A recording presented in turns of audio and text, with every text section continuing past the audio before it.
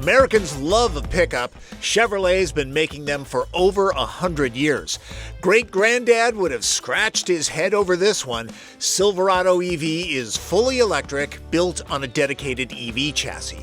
It has well over 400 miles of range, nails 60 miles an hour in 4.5 seconds, charges lickety-split, can power a home for days, and has skills legacy trucks don't, unless you're talking about the late great Avalanche.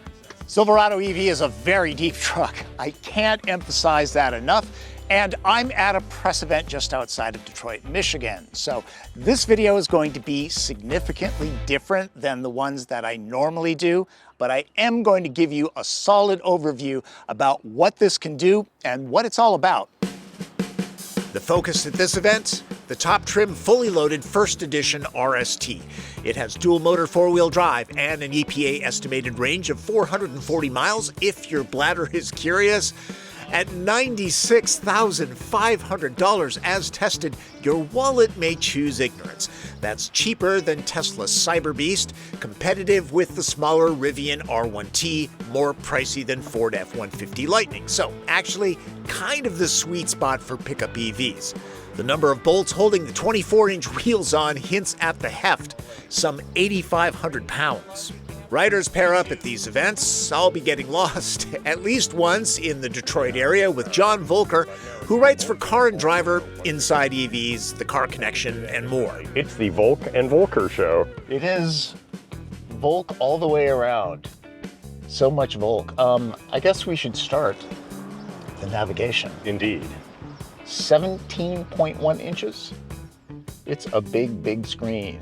Is this Grand River? Yes. Large screen, large truck. It is a large truck. I looked up the weight. It is over 4 tons. Wow. Okay. That's a lot of truck.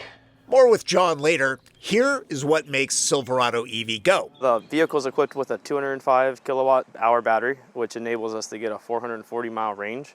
Off of this, the propulsion system, it's got a front and rear drive unit that powers the front and the rear wheels independently. RST makes up to 754 horsepower and 785 pound-feet of torque. To wake up the Silverado, simply hop in and stomp on the brake pedal. There's no start button. The transmission is single speed.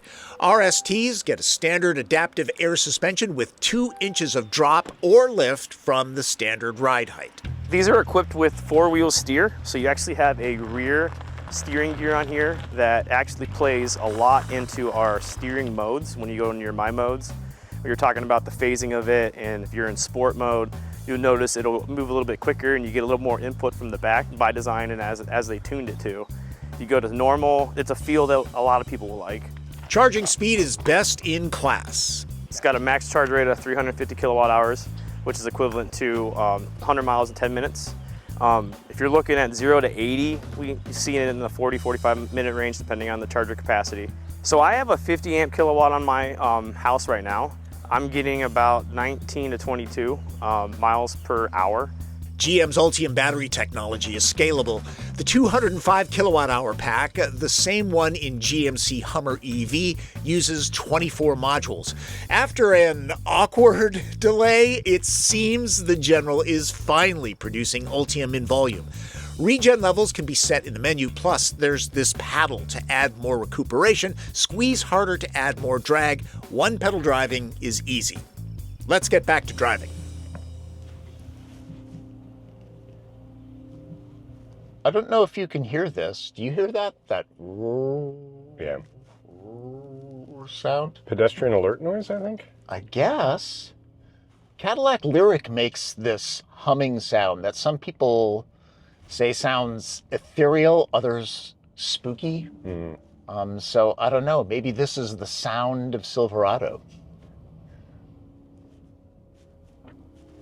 I wonder if you can turn it off, or at least the inside part of it. Yeah, I know in Lyric you can't. Yeah. When I was range testing Lyric, I ran into a guy that was driving a Silverado EV work truck. Okay. And it wasn't his truck, it was his company's truck. And that guy absolutely gushed about it. Like gushed. He drove it from Wisconsin to Los Angeles to pick it up. Wow. And he said easily getting 400 miles of range on the highway, 75, 80 miles an hour.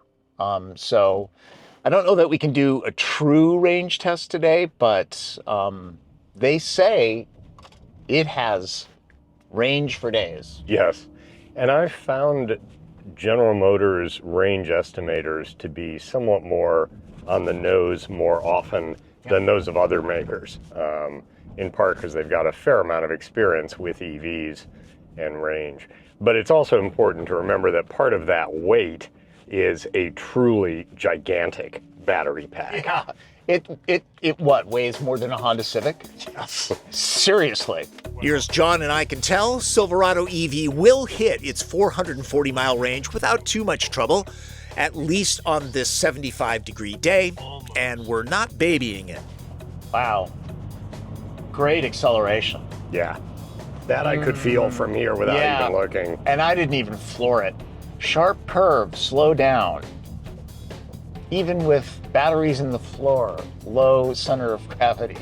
I will heed that warning, because 9,000 pounds? I think it was 8,500. Oh, it's featherweight then. There's that hint of sarcasm again, Volk. What? You better watch that. One thing I can say is it is very smooth. That's what EVs are good for. You don't have any ice vibration. Also, the chassis structure. We've hit some fairly significant bumps here. And I know in the F-150 Lightning that you hit those kind of bumps and you get that from the chassis. And I'm not feeling that.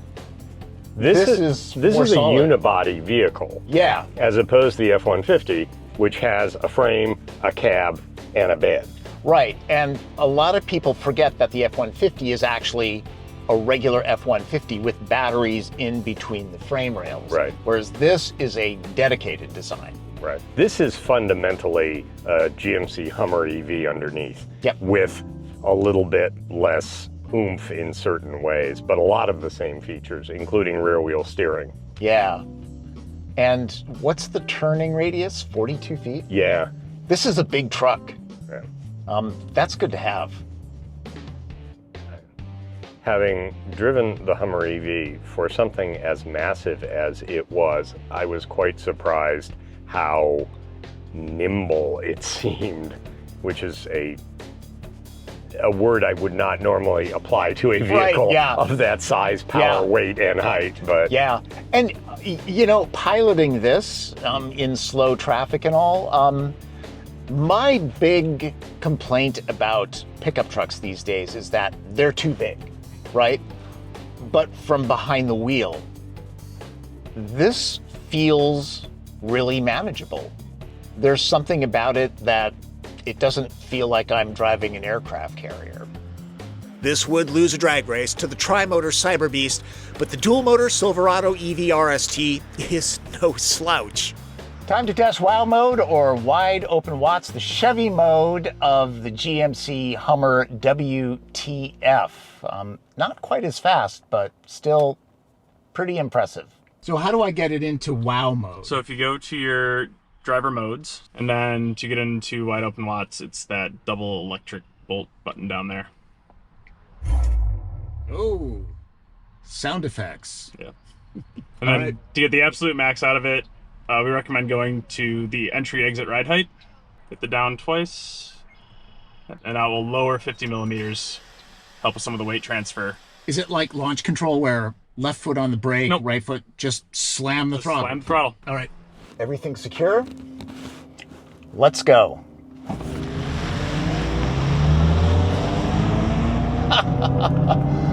Oh my God.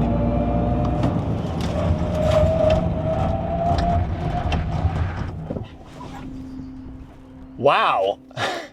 I guess, wow. That's amazing. It shouldn't be allowed to do that, a truck this heavy. Wow. Look close, you'll see the four-wheel steering in action. Oh, and the turning radius is amazing on this truck. It is expensive, though. very expensive. I'm not much of a frunk guy, but traditional pickups don't have trunks, so this 10.7 cubic feet of lockable storage is a huge advantage over ICE pickups. Valuables stay out of sight. Lightning's offers more utility. It can be pressed into a cooler mode for tailgating. This does have a drain. Run a fridge or a grill from here. Chevy has announced a Trail Boss version is coming. This Silverado EV work truck is the basic buy with a plasticky cabin, coming in at some $20,000 less than the RST.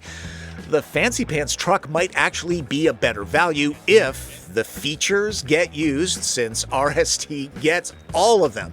The Trick Multiflex tailgate, which seems like a gimmick, is in fact handy in the real world. There's a stand-up desk for computer use. This would be the foreman's truck after all. The load stop works in multiple situations. The tailgate breaks away, so it's easier to reach into the load floor to grab stuff. And finally, it can be a seat or a step, plus built-in speakers for tailgating. Far less high-tech is this step. I'm not sure why others don't do this. And then there's the midgate. Made famous by the Avalanche, GM engineers have improved it. A standard 5'11" bed, so already very spacious. You have a 40-60 split, so you can actually drop down the 60% side and you can still have a rear seat passenger on the right side of the vehicle. You can drop down the entire lower portion of the midgate and still have the glass in, so then you have 9 feet of lockable weatherproof storage when you have the tailgate up. And then if you want to go to this length, you have 10 feet, 10 inches of load floor when you have the multiflex tailgate down and we have the load stop up. If we're going to drop down and put the glass store right here on the midgate, so take the rear seat passenger, same thing we did on the driver's side, drop the headrest, pull the little loop, drop this down. And the nice thing is you can store the glass right here on the back side behind where the seat would have been. So the first thing you do, I've already done on the driver's side, is you pull this little latch down. There's a nice little catch right there so that you don't need another person to do this. Push the catch in, take the glass out, store it right down here. Then it just clicks in. And then if we want to open up the full midgate right here, all we have to do is press the button on this side and it will drop not only that portion but also the crossbar so that you have full access into the cab of the vehicle. Who knows how often, if ever, it'll get used, but it's a great conversation starter. Different from the gas-powered Silverados, the overall interior vibe is fine. Ram can't be beat for overall ambiance, but it doesn't have a fully electric truck, does it? Bumping up near $100,000, signs the budget went towards the giant battery remain. Maybe the GMC version has a spendier look.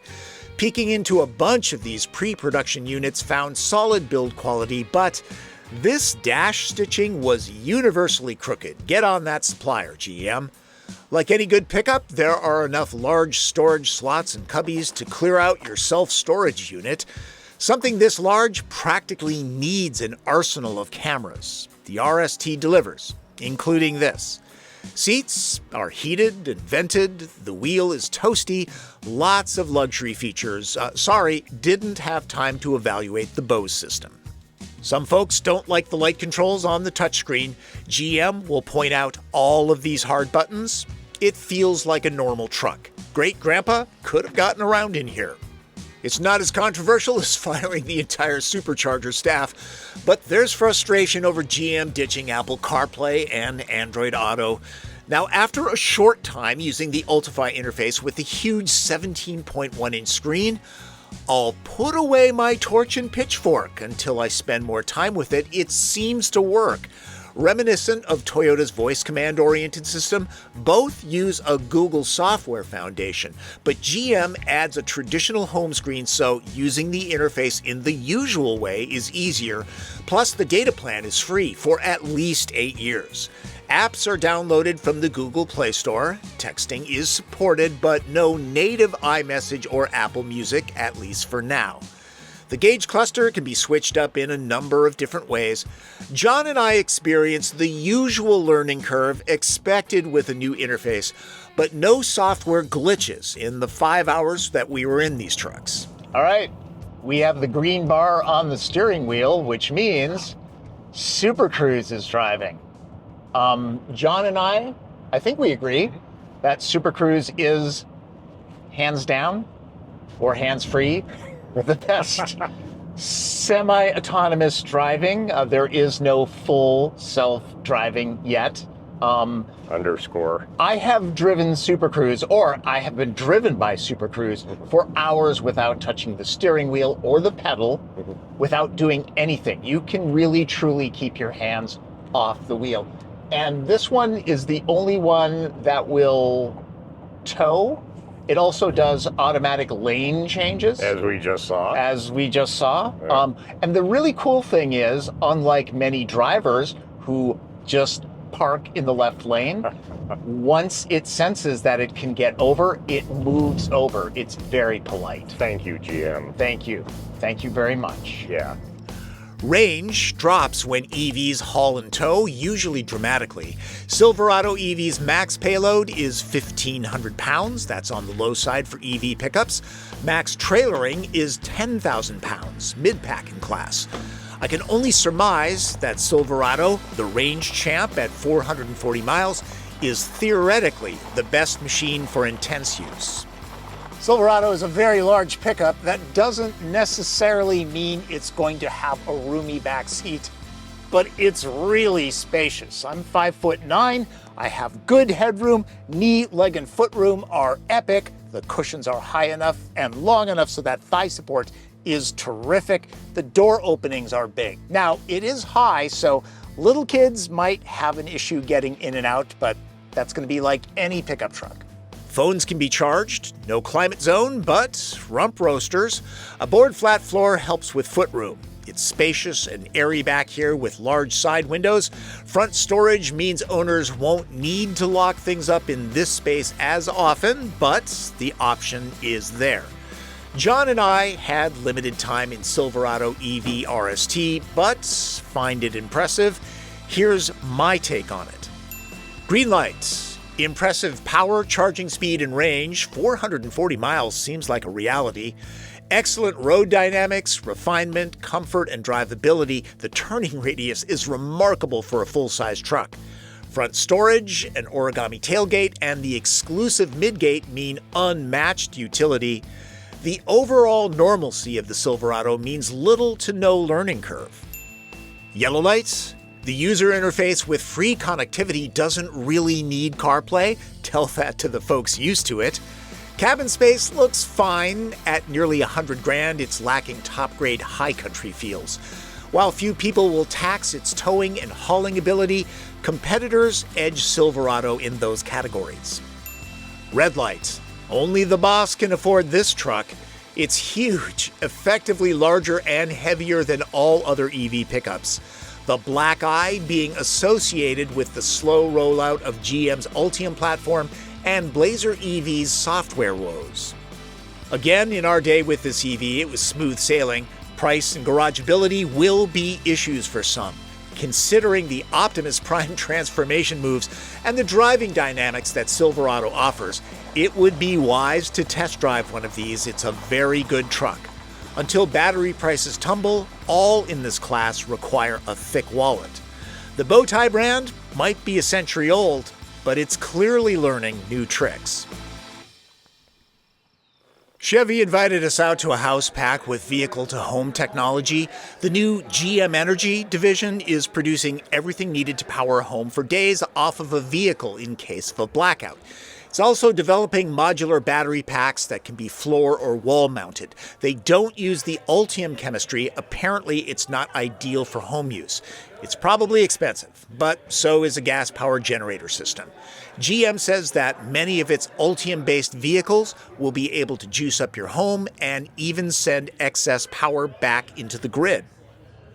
Special thanks to John Voelcker, a most excellent drive partner. Smart guy, especially when it comes to all things EV. Search out his stuff. Hope you got something out of my first look at the Chevrolet Silverado EV RST. A reminder that I am at a press event, so GM flew me to Detroit, put me up in a nice hotel, and fed me good food. But my opinions and those of John Voelcker's are ours, because you would be spending a lot of money on this. You deserve the truth. And I can hardly wait to get one of these in Seattle so I can really put it through its paces. Also, Martin Campbell, he owns an Avalanche. He's gonna love this, especially the midgate. Thanks for watching. Remember, subscribe to this channel, click notifications, follow me on social media, and if you have a question, leave it in the comments. I'll try to get to you. That's Driven. I'm Tom Volk.